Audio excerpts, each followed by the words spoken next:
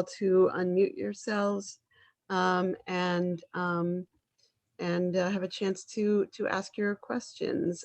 So I'm going to turn it over to Subbu. Thank you so much for agreeing to speak with us today. Oh, it's a pleasure. Uh, and just so you guys know, I always never had this beard. This is a COVID beard, so I normally look better than I look right now. But my wife does not always believe so. Uh, on that spiritual note, we will get started. So I've put together a presentation to you. So let me uh, just even before I get started. Um, so Hinduism is a pretty unorganized, non-central thematic thing. So if you ask me what my role is in this temple, it's really none. I don't have a role in this temple. I'm not even a member, so to speak, because there's no concept of membership at the temple or at any temple in Hinduism, because temple is just a physical place for people to come in and uh, reflect and find peace and so on. So there's no typical membership. There's no role. Um, there's only one role in this temple, and that's the priest. That is of the priest, and I'll cover more in depth what the role of the priest actually is. Um, and also, I think at the end of this presentation, I'm hoping to leave you all a little more confused than you guys already are about this system of what we call faith. If not, I'll at least try to leave you to my state of confusion at best. The reason for that is as we go through the slides, you'll get exactly what I mean, why I say the things I say. So so that's really who I am. I mean, I have a daughter, and I started teaching her, and then somebody saw me teach her and said, "How about teach my kid too?" And then very soon, the temple found out and say, "Hey, how about you? Why don't you teach in the temple basement?" I'm like, "Sure." Um, that's really where all this started. So I'm in no way an authority or an accomplished scholar, author, or any of those things. All I've managed to do is distill years of my own experiments, my own learning, my own reading into synthesized it into something that makes sense to me, very very personally, very distinct to me and my family. And my family is a interfaith family. We follow three religions in our house, Hinduism being one of them, Protestant Christianity the other, and Sikhism is the third. So, as you can imagine, my 11-year-old is suitably confused, and wouldn't I wouldn't have anything better for her than that stage. So the I'll go through, and if any of these fonts are a little too small or any of the sides are small, just let me know. I'll try to zoom in or I'll try to go through. I mean, though there is a question and answer at the end. At any point in time, if you guys are stuck in any of this understanding, just stop me right away and feel free to ask questions. We'll evolve this as we go along. So the most interesting thing is the name Hinduism itself, which is not a name that any of the followers of this faith would ever um, identify themselves with, because um, it is a name I think the Greeks first gave us, because anybody that's in the south of the Indus River were called Indus or Sindhus, and then that kind of just became a name for everybody that resides in below that area. There is no um, comprehensive school of thought for what this Hinduism is. It just represented a set of people that lived south of the Indus. And since in the north it's the Himalayas, there were very rarely was there any conquest from that side. Everything has to be from the plains on this side. So the Greeks, the Mongols, Genghis Khan, and whoever wanted, they had to cross this path. And this was also, this range of mountains is called Hindu Kush mountains for a reason, because people, the Hindus were very pacifist in nature. So they just assumed that if any of these people that are living here tried to climb these mountains, they'd all die because they don't have the bravery or the courage or the physical stature of Genghis Khan or all those people to actually cross the Indus. So this was called the Hindu Kush mountains for that reason.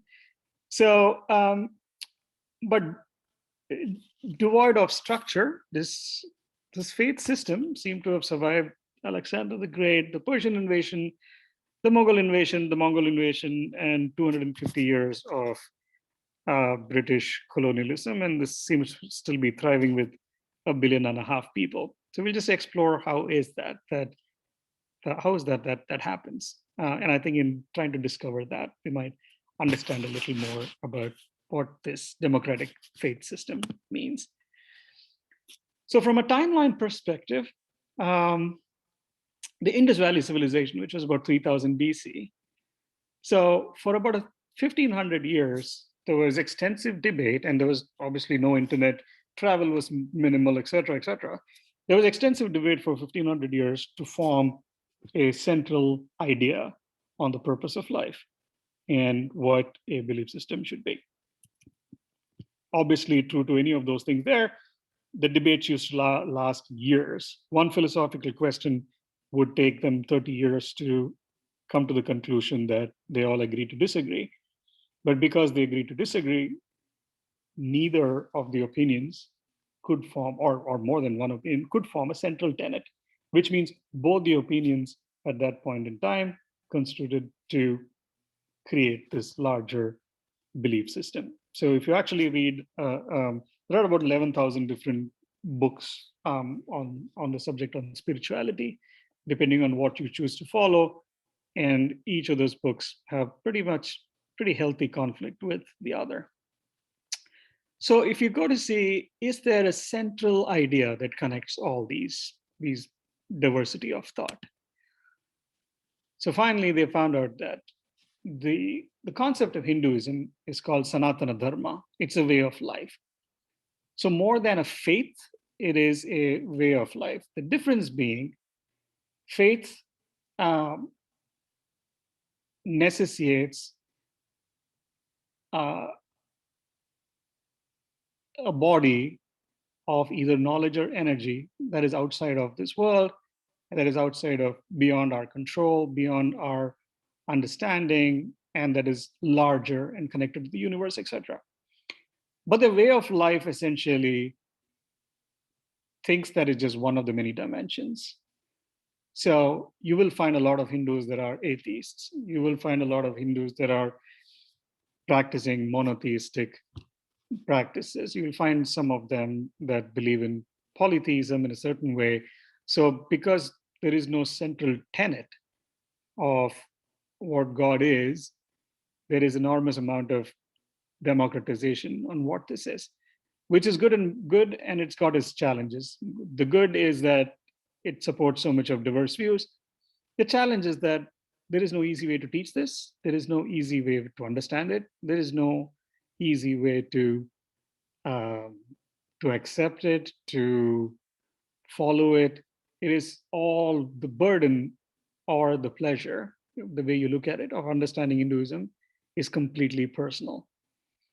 And so that's why I started with, I don't have a role in the sample, is the priest is the only person that has the role, and the priest's role is to take care of the temple and perform rituals for birth, death, marriages, and so on. So which means there's a void of who exactly teaches you, right? There is no pastor, there are some self-appointed spiritual gurus who are enlightened. You could go to them, they're far and few. So the demand and pleasure of finding the path of seeking is completely personal, and up to you to just spend the time and thought necessary to get to the bottom. So the one central idea that does connect all the different aspects of Hinduism is that life is a continuous cycle of birth and death. That's the karma of life. It ends when the eternal self, And the reason I'm not saying soul is because soul doesn't exactly convey the meaning of Atma. Um, the eternal self uh, is a form of energy source that comes from whatever runs the universe, a central energy source, or a distributed energy source, however we like it. So that energy source that is within us as long as we are alive is what we call eternal self. But the eternal self will attain liberation, which is liberation means you're outside the physical world's constraints of our physical nature of laws and things like that. So, and the physical world is really contained to the universe as we see it. And they think the current universe that we see is a part of a multiverse, which is in the cosmic ocean. So there are enormous amount of levels that you can travel. So when liberation happens, then you attain freedom. The freedom, so to speak, is your energy source melting with the universe. This is really the only central theme here. There is no creationism, there is no this thing. So if you truly go to believe, truly understand these concepts here, it doesn't matter whether um, you accepted Jesus as your path to salvation and to understand, or you've taken Allah as your ultimate teacher. It doesn't really care about the process at all. The process could be anything, but the concept of enlightenment is one. So if you see a lot of people, they actually, if you talk to a lot of Hindus who've actually done a lot of understanding and research into this, I think they'll all be of the opinion that Jesus and Muhammad, they were all enlightened souls, so to speak, right? They've all followed their path. So a lot of what you will see in this path is devoid of any specific God-related, single culture-related issue. It's to do with humanity in general. Like yoga, doesn't matter what your faith is. Yoga is yoga. Your body is your body. The body is common to everybody. The structure of the human body is common. The concepts of light is common. So there's a lot of just commonality that in early Vedic era they tried to understand. It's their way of saying, where is the proof? Right? You, because of your faith, you cannot be the laws of on this earth cannot be different to you because of what you believe. That was the central belief system here. So there are three key concepts on how to reach liberation. One is through dharma, which is ethics and duties, what you consider your ethics. There is no written commandment that this is your dharma. It is what have you seek in all your life, and you try to understand what a dharmic process is. The second is artha, which is prosperity, not the money prosperity, but prosperity of what you do, your tasks and your work. And the last one is kama, which is all the desires and passion the physical earth creates and how you deal with it. Not that it has to be completely vanquished. That's not it at all. Because if you look at um, books like Kama Sutra and things like that, they talked about pleasure as an essential human element that should not be shunned, but should be accepted at a certain stage in your life before you move on to the next one. So, in a sense, it amalgamates a lot of the stuff that you want. Now, for a lot of followers, just like any other faith, there are some extremely liberal views on what these things mean. There are extremely conservative views on what these things mean. The conservative views are obviously, push towards a monotheistic meaning of the word God and the temples and the prayers and rituals and how you do that. The liberal view talks about penance on the inside, yoga, internal reflection, and strong internal uh, capacities, expansion of your internal capacities, your mind, your spirits to actually improve. So there's across the board, you can get a lot of points of view. So in other words, it's extremely confusing, very contextual, because each person can actually have their own belief system. that can vary differently from the other. It's non-prescriptive. There is no specific, here are the 10 rules, 12 rules. There are no rules. There are 11,000 books which give you that many rules. You can pick and choose.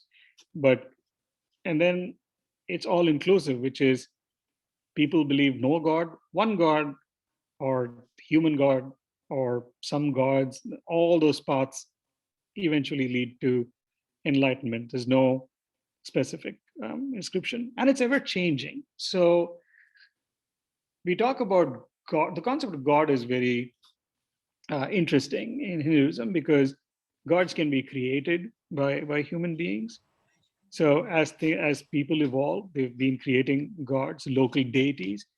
They can create. I mean, so much so that there was a temple that was built last year, I believe, in one of the southern states in India. It was a special goddess that was created to fight COVID.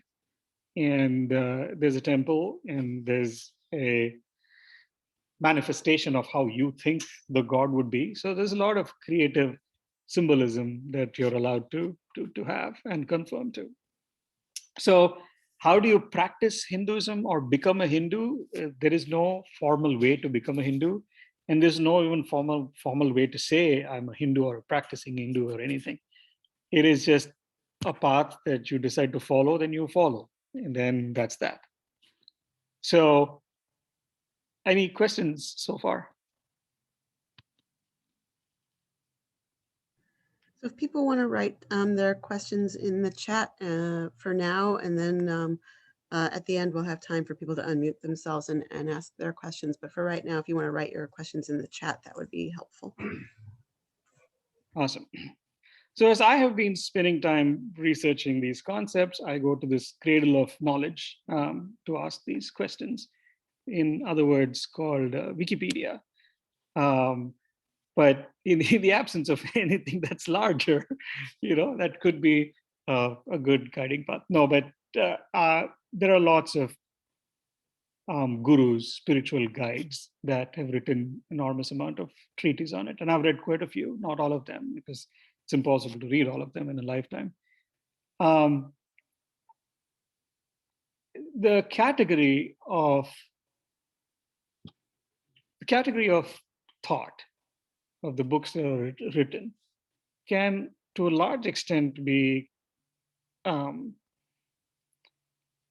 I've tried to correlate that between what the Western ideologies are and what those books actually mean. Some of them are a hit and miss. Some of them I've tried to draw parallels.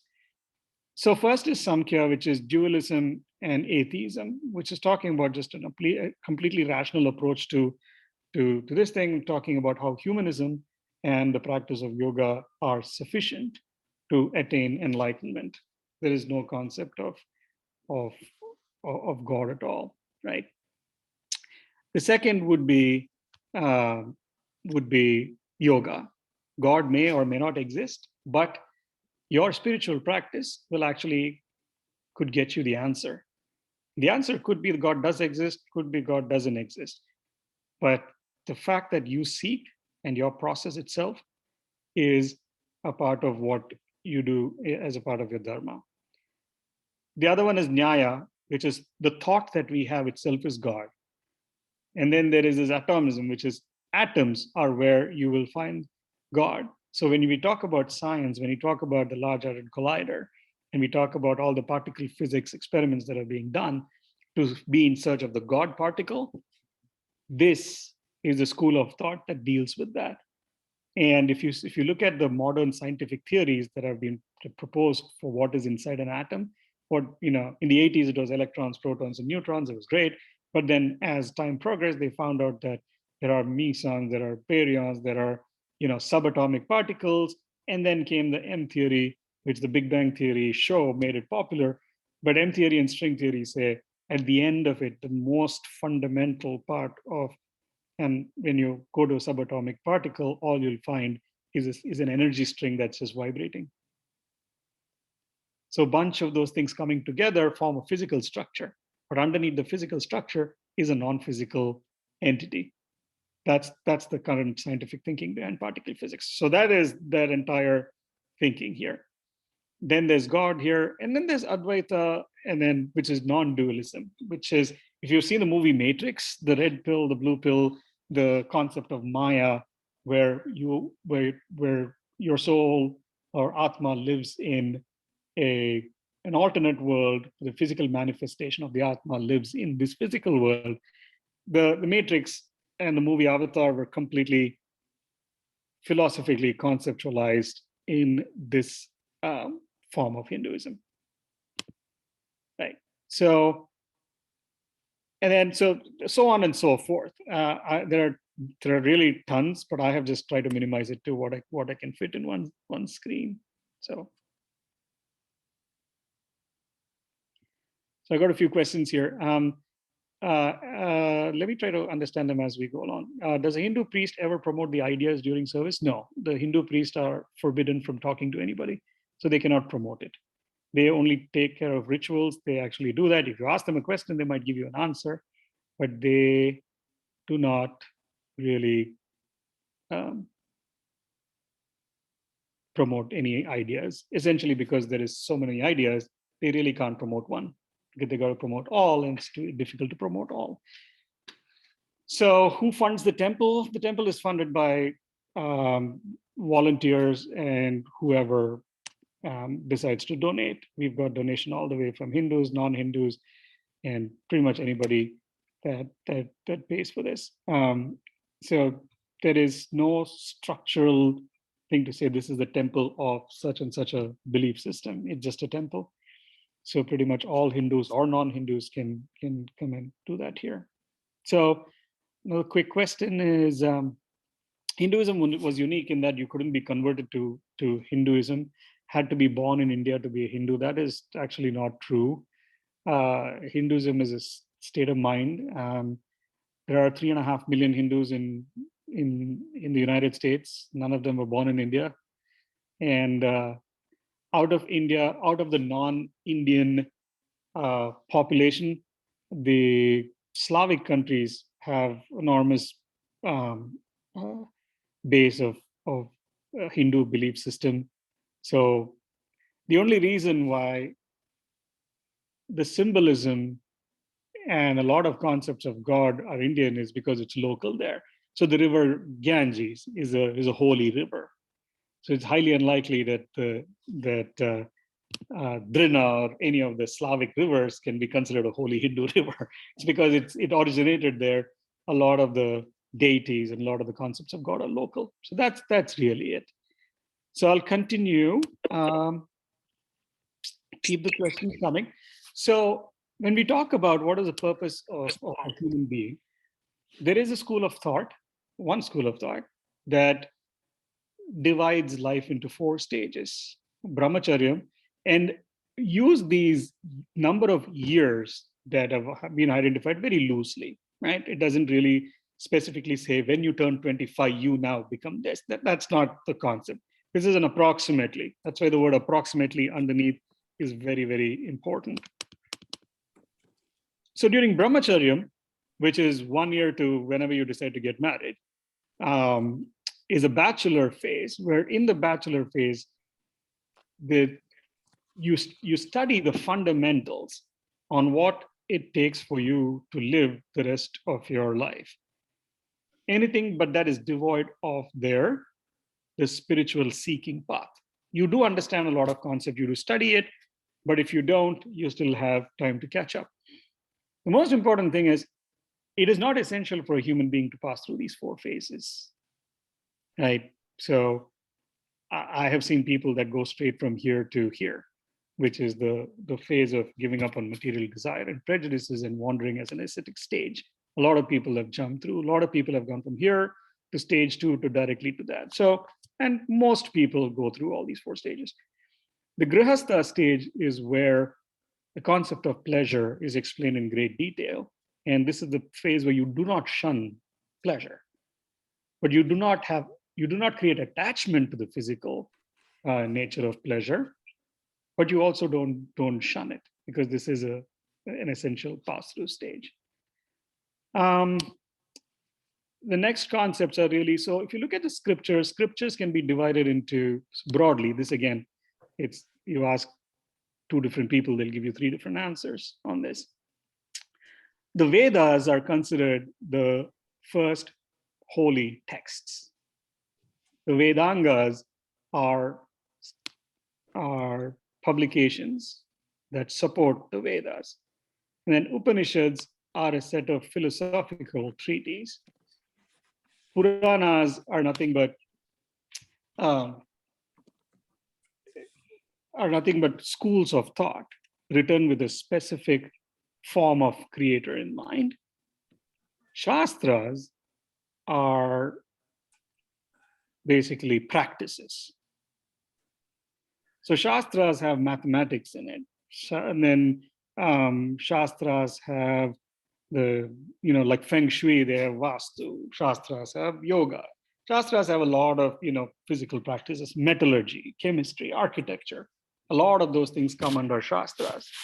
Sutras are secrets. Secrets means secret to a specific way of life. Kama Sutra being the most famous one throughout the world. But there's Yoga Sutra, there's Brahma Sutra, there's Samkhya Sutra, all secrets of very specific way of living the physical life on earth.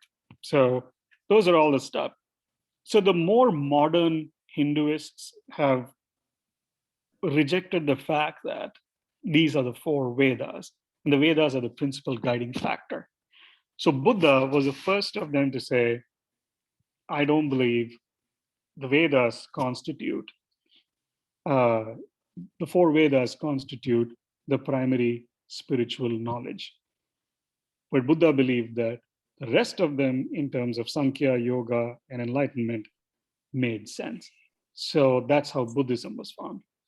Sikhism, which is another religion, again formed this and took the Vedas out of the equation, because Vedas are very,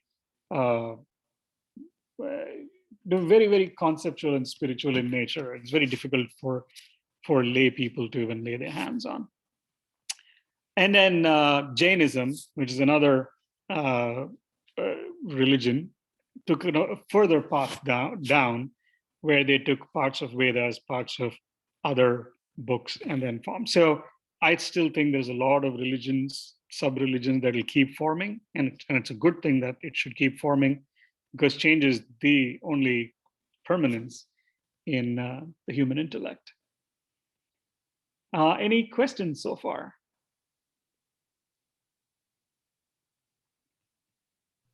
Somebody asked, is there a common belief in the role or existence of Krishna? So there is no common, absolutely there's no common belief at all, because Krishna is an avatar of Vishnu, which is one of the three more important deities. So if you look at the entire belief system, you probably have 30%. I'm just making up number, but it's a certain percentage of the Hindu population that believes in the role of Krishna.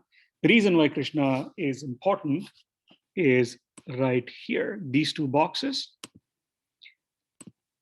So these two, they're called Itihasa. One is Mahabharata and Ramayana. Those two are epics. These two epics are the only parallel that you can draw to like a book like a Bible, right? Which is distilled down for a common person. So Mahabharata, which was a holy war, but Bhagavad Gita, which was a it's supposed to be Krishna's word, which synthesizes all of these Vedas into a single book. So that's why Krishna is held in so much of reverence, because he is one of the few to distill all these thoughts into a single book that you can follow. The second book, which is Ramayana, is about a human being and how a human being should act, more from a storytelling perspective, more from an example perspective. So these are the two big epics that everybody in Hinduism will know about. Most people will not know about any of these other things. But these two epics everybody will know because they are written for the common people in common language for you to understand. Um, so I have an interesting question. What is my general belief? So because there are three different faith systems inside my house, and the fact that I went to a Catholic school and I spent a lot of time in the mosques in my hometown. I take a slightly more syncretic view in the sense that I believe the enlightenment, the path to enlightenment is there. I do believe there is a force outside of the human current physical world that we live in. But beyond that, what happens is something that I don't believe is there in any scripture for you to follow. The best thing that can exist is a path.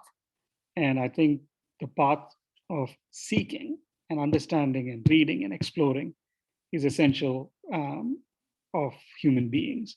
That really does not matter if it's through the Bible or through Bodhisattva or through Islam or through Quran, whatever it is. I believe the process of seeking is what leads you to enlightenment. And I would never impose one specific ideology as being central or better than the other to do that. And I also, my belief system is there is no exclusivity that human beings need to practice or should practice, because exclusivity in itself leads to conflict. And that's really what I'm teaching my child as well. So the spot on in the middle of the forehead that Hindu women, actually, it's just not Hindu women, Hindu men are supposed to wear it too. The temple is considered the center of the focus on human energy. And that's why this area needs to be protected at all times from the rays of the sun. So they have a spot there to guard you. And a spot here, pressure here normally tends to, supposed to bring down anxiety, bring down anger, bring down any of the negative emotions that come in. So uh, last question I have is, do you think it is the general tolerance for multiple beliefs that has led India to be such a fertile ground for spiritual life? Yes, it is also the it's also a fertile ground for these monotheistic practices to see how, it's a billion people that don't belong to any church or any specific this thing. So that becomes a big market for them. So it's also unfortunate that because of that kind of stuff, India today is a little less tolerant than it was before for thousands of years. But yes, it is the tolerance that makes it um, as such. If you look at the fundamentals of the Hindu belief system, and if you look at the United States Constitution, you'll find so many parallels that I was just amazed at how spiritual the Constitution document is. So when I became a citizen here 20 years ago, that was one of my biggest revelations was that document. If there is no doctrine or common belief system, then what do the Vedas and other scriptures discuss? So I think, yeah, that's a much longer discussion. That'll take me a whole hour to go through, but I will have to skip that, but we'll come back to that. So I want to quickly go through, given that we've got 10 more minutes before larger questions. So how do you create a belief system? You first look at your school of thought, which part of the Vedas you believe in, what concepts you believe in, what practices and rituals you want to integrate, and what is your personal knowledge or aesthetic experience you need to be. So there's a Netflix serial called, it's about Osho, who was very famous in the 1980s in the United States, who tried to create a more syncretic, a new path to this. Of course, they caught him on tax fraud and immigration fraud and whatnot, and made sure that he didn't stay in the country anymore. But some of those concepts, it's a good example of how you can actually create your own belief system out of a larger pool of belief. I strongly recommend you guys watch that for purposes of the concept of how people can take it. Not that Osho was a great visionary of any of his beliefs made sense or anything like that. You've all heard of yoga, and what yoga basically comes from the fact that what is inside the human body is a reflection of what's in the universe. It basically says the human body is made of water, earth, space, air, and Agni. And the way your hands, and it's reflected in each one of your fingers. Each one of your fingers stands for that. So the way each of those hands touch each other is called a mudra. There are many, many mudras that you can do with your fingers. So, and each one of those mudras mean a certain thing for you. And yoga enhances those poses, not just with your hand, but with the rest of your body as well. It has nothing to do with God, nothing to do with anything. So I was pleasantly surprised when Alabama finally lifted their ban on teaching yoga and meditation in schools after CDC approved that yoga is not very harmful to mind or your body.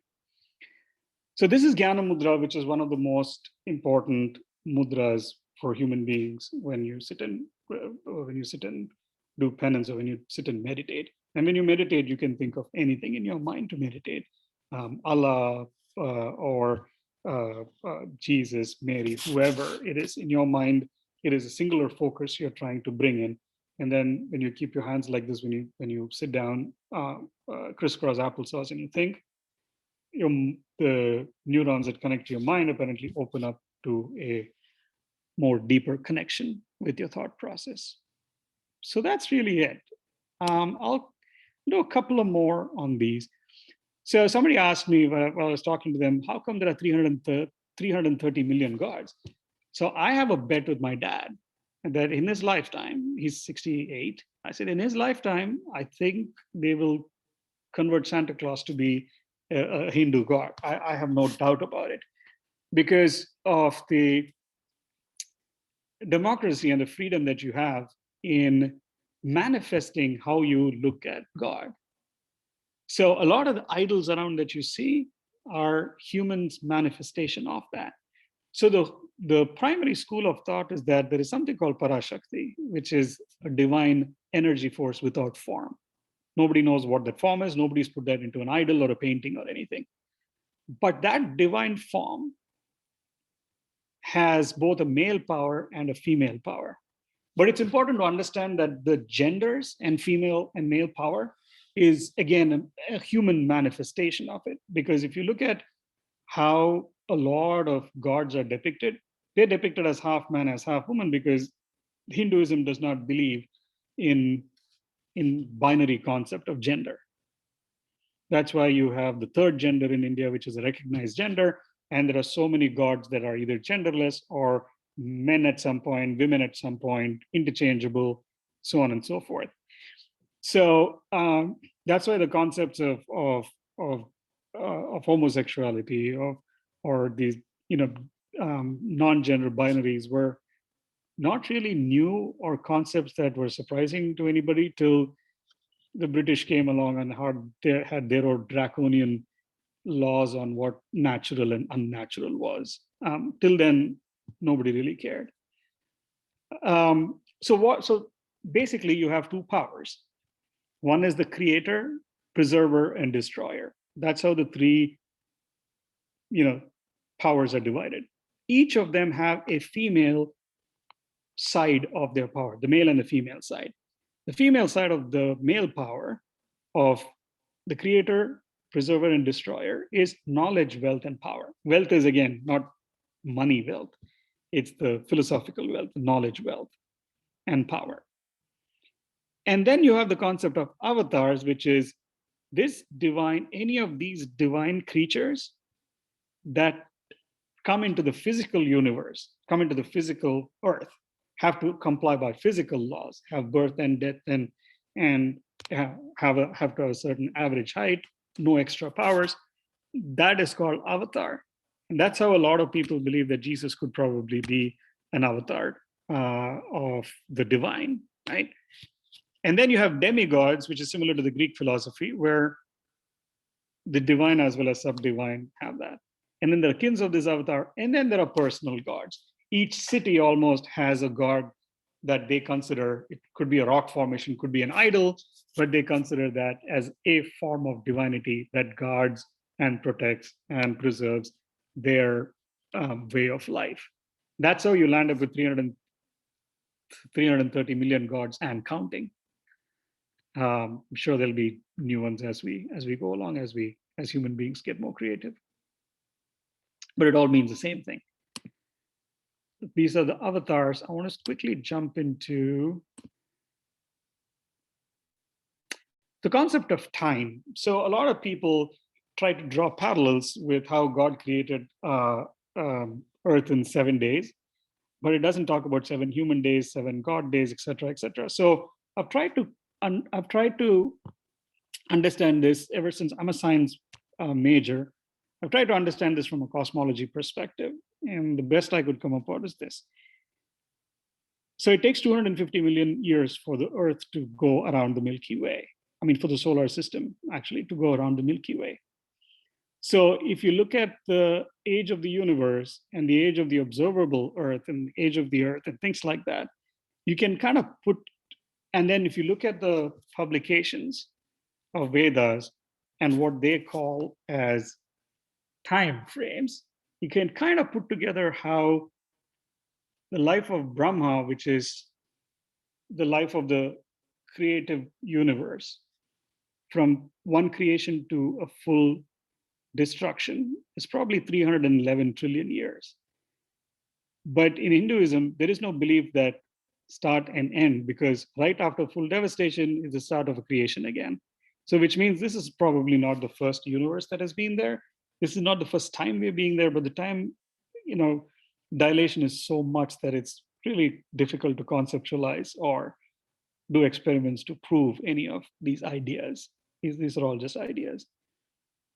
So they believe that the only measurable thing, and that too, in concepts, not in terms of any physical thing, is that half a cycle around the center of the Milky Way is probably considered a half cycle in like 1 day of the life of Brahma, which is one of the holy trinities, which again is a form of power. So that's really how they are. From an astronomy perspective, we look at the sky differently. We look at 9 near universes, 27 stars, and a billion constellations, depending on how you ask. So we don't consider Uranus, Neptune, and Pluto as planets, because beyond Jupiter, the gravitational pull has no immediate effect on human beings on Earth. So we don't consider, so our universe, as a solar system as we know it, is the sun, the moon, and I'll take you through the idols. There are 9 idols here. The sun, the moon, Mercury, Venus, Earth, Mars, Jupiter. And then there are 2 invisible points in the universe.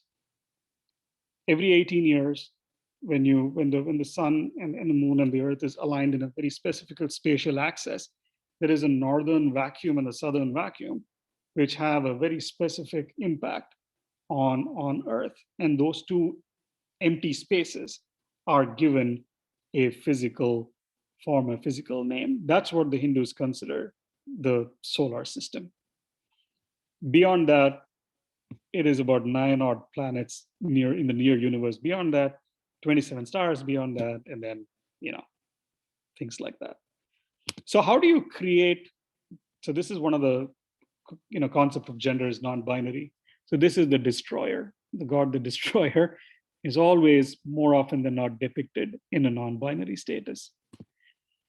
So we tend to make God out of everything, essentially to preserve nature. That's why you find most Hindus are vegetarians, because it's ahimsa. There are rivers, all the rivers in India are considered holy. So you respect all of them, each of them have a goddess represented. All mountains are holy, all the elements are holy, all animals, except the cat. And I do not know why. I've tried to get answers from everybody I know, we just don't know why. The cat is probably the only one that is not given a holy status, but every other animal is, that is local to India, of course. Trees are extremely holy. The coconut tree, the banyan tree, and the mango tree are extremely, extremely holy. You cannot chop down a banyan tree in India without going to prison. I mean, there are laws that protect those trees because they're holy.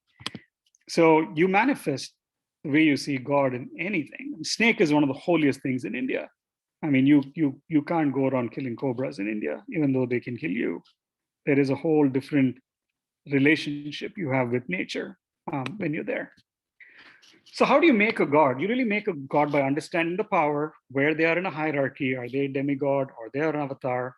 And then you have all this, build a myth or a legend or a belief system, and then this is all very, very so one of the most famous gods you would know is the elephant god.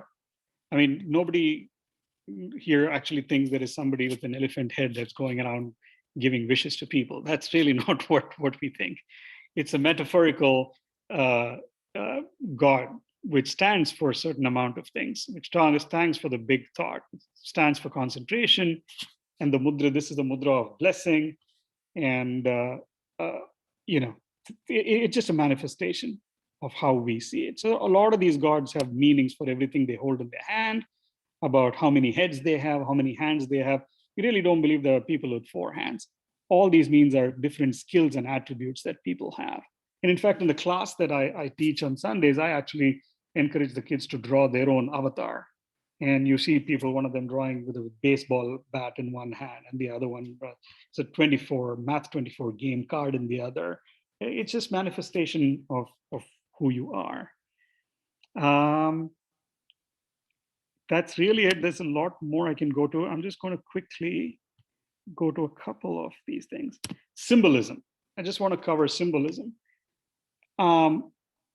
You will find an enormous amount of swastikas in all Hindu houses and all the Hindu areas.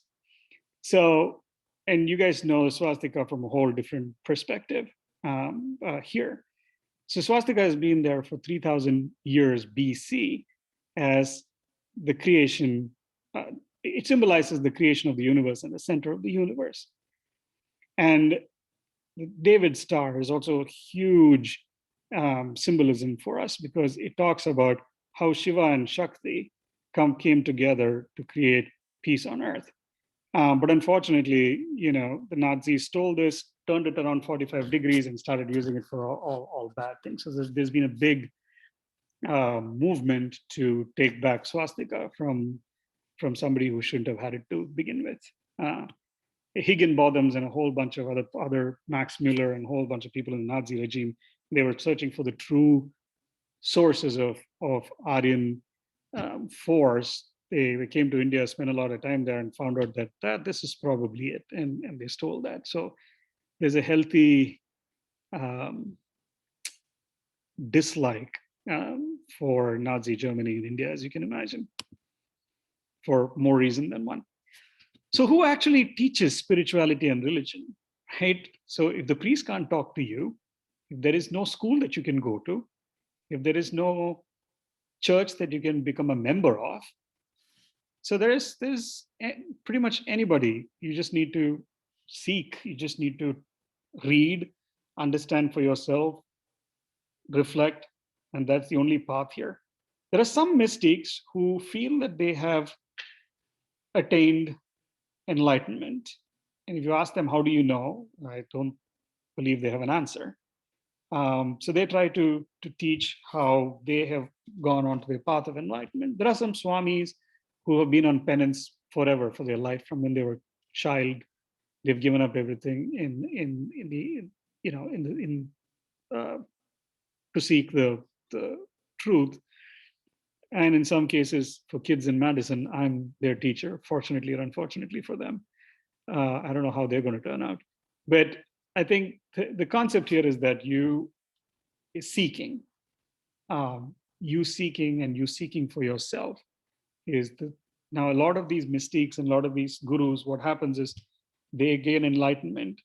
And then when people start asking them for advice, they start giving advice and suddenly it forms a movement and suddenly it's now become monolithic, belief system and a and something that is completely anti against everything that they themselves are teaching. So that's a conflict that I don't think anybody has been able to come out of.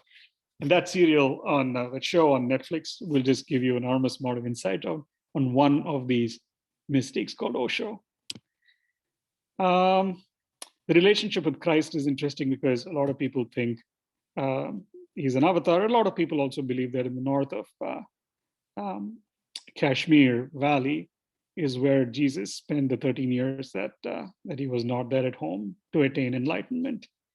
And there's a lot of parallels between Christ and another Buddhist monk during that area.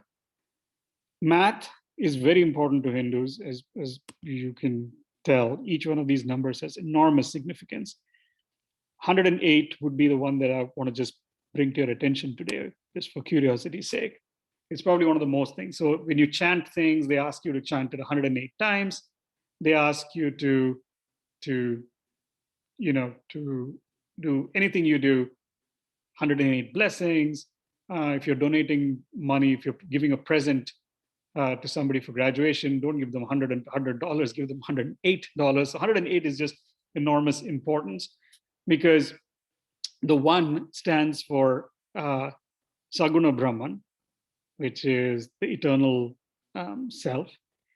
0 is nothingness, which is Nirguna Brahman, which is a human without any attachment of any form. And 0 is also something that was discovered by the Indian saints who were desperately in search of nothingness, because the Roman numerals did not have 0, because Roman numerals were constructed for a fairly commercial purpose. But if you go counting and if you understand math from a spiritual perspective, nothing is of value. So nothingness needs a representation, and it's 0. 8 stands for eternity. So if you look at how it manifests itself around the earth, the distance between the sun and the moon is about 108 times the sun's diameter. The distance between the moon and the earth is about 100 times the diameter. The radius of the moon is about 108 miles approximately. And there are 108 chakras within the human body, the energy joints, so to speak. So the 108 has enormous implications. So these are the most latest religions to come out of the Hindu school of thought. And I think many more will come out as human beings and civilization progress. That's the end of my presentation. I will quickly look at some of the questions. Could you describe from a Hindu view the emergence of Sikhism?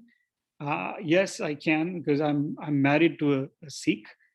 The Sikh is a very, very modern religion, and it retains the central role of women in the creation of the universe and in this. So that is really very powerful. So most Hindus are extremely happy with the Sikh world, with the Sikh philosophy, because they can draw parallels. It's so much less ritualistic. It's so much more philosophical. There's a lot more of meditation and prayer it demands you to do. So I think they're just happy. Wild Wild Country, as somebody pointed out, is exactly the Netflix show on Osho and the state of Oregon.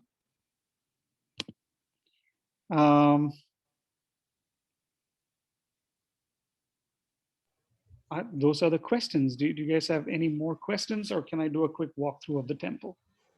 Yeah, we would love to have a walkthrough of the temple. And maybe as you're walking through, can you describe to us what some of the major holidays or festivals are and how they are observed?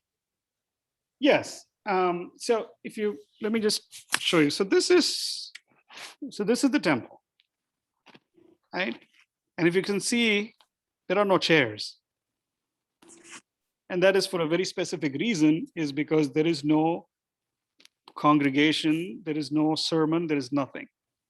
So you're not expected to sit here for a long time to do anything. You come here, you reflect, and you, when you find peace, after peace, you go away.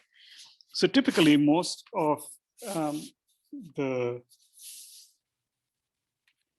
Can you guys still see my screen?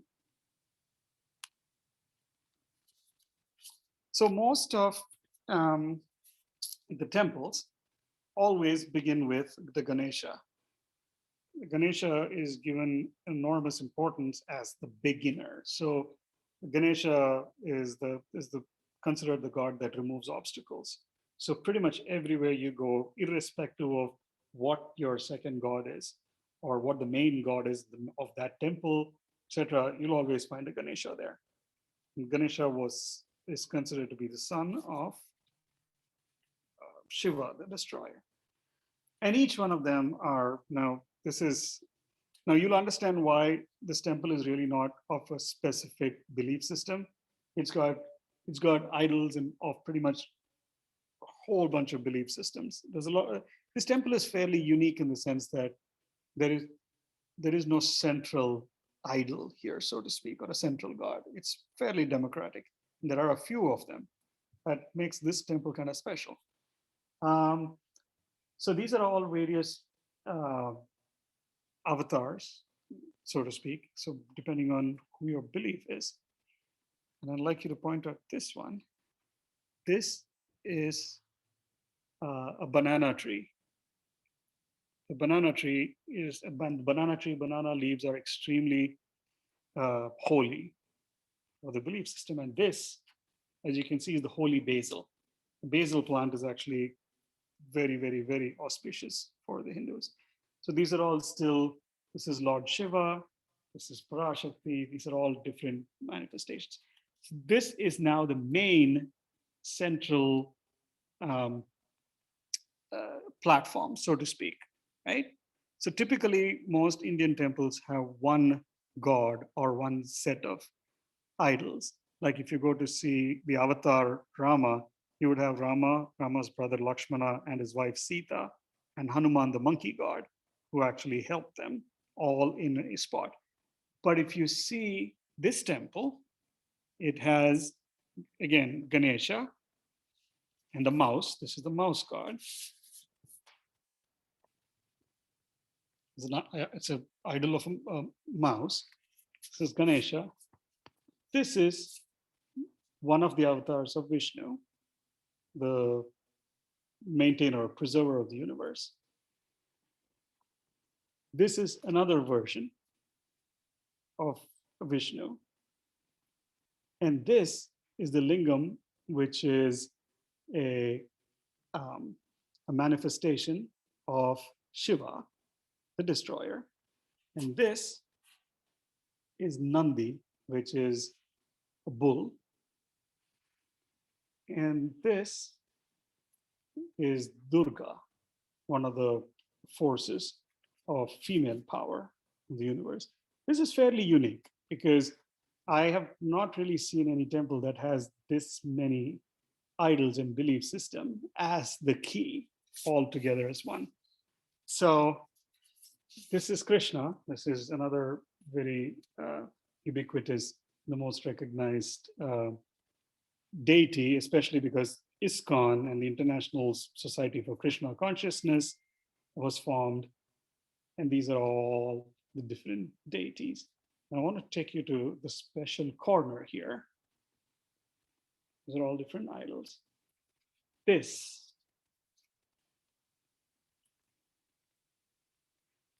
are the 9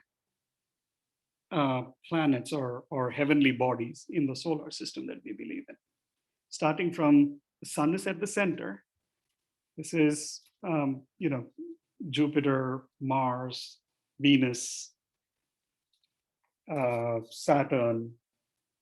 And then this is Rahu, and this is Ketu. So these are the 2 planets that there are 2 empty spaces in the universe that I've spoken about, which have, once in 18 years, you have the powers that align to make them powerful. So that is what those are. That is really the temple. And we have a basement here that we usually serve food, and it's where we have little programs, there's music, there's a lot of divine music. The Indian classical music system was preliminarily formed as the words and the art form that was given to human beings by Saraswati, who is the female form of one of the Trinity. So that's really the temple. So the ways we celebrate a lot of these occasions is really up to each individual. Diwali is the biggest festival. It's Festival of Lights, happens either in October or November, based on the lunar calendar. And some people celebrate that as the homecoming of one of the avatars, which is Rama. Some people celebrate that as a victory of one of the wars that was fought by another avatar. They basically celebrate, any of these festivals, the one common theme is lots of food. There's lots of food, there's just lots of fun.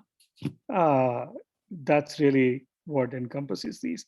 I think to the last count, there are about 220 festivals a year in the Hindu calendar, which if you were to follow all of them, you would really not be able to do much else.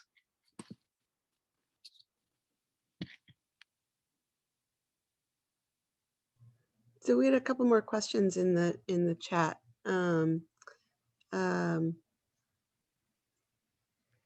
Okay, let me quickly go through them. Yeah. So somebody asked, is your temple a center of Indian life in Madison, or are there other important organizations for the Indian community or for the Hindu community? So because of the nature and the diversity of the Hindu population, there isn't anything that's central.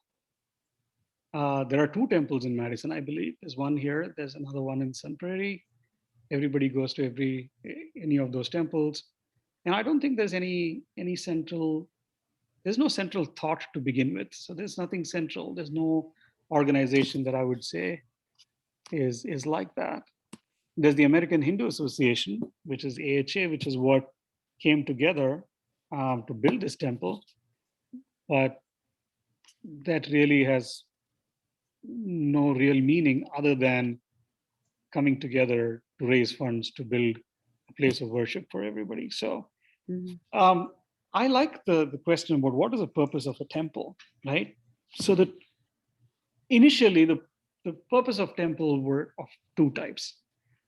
One was to commemorate a physical location where something holy did happen in India.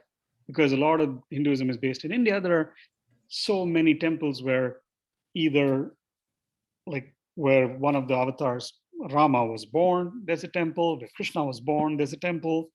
Where there's a battle that took place and good won over evil, there's a temple. Where one of the goddesses born, there was a temple. So there are a lot of physical meanings of the temple. The other temples which were constructed solely for the population, is to come and do penance and reflect. That was just a place for people to come in very quickly, sit down with a lot of silence, and then at times of ritual, participate in a ritual and go away. So which means the role of the priest is just to take care of your temple. So that's why very rarely does a priest ever speak to anybody. I mean, they will tell you the meaning of the rituals that they're performing. Beyond that, the purpose of life, and beyond that, all that, they're not going to talk to you or engage with you and all those things.